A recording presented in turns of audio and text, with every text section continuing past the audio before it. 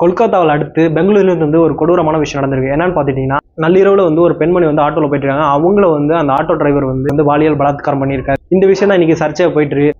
பெங்களூரில் கோரமங்கலாவில் உள்ள பப்ல இந்த பொண்ணு நைட் போயிருக்காங்க. பப்ல ட்ரிங்க்ஸ் பண்ணிட்டு அந்த ட்ரிங்க்ஸ் பண்ணிட்டு அதோட பைக்ல வீட்டுக்கு போயிருக்காங்க.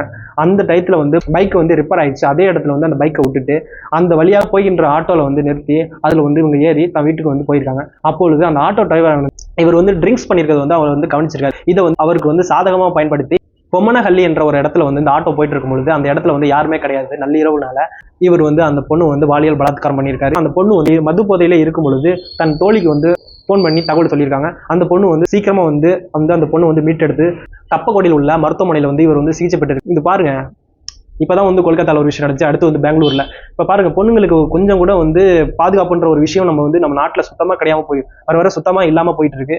இந்த விஷயம் மாறணும்.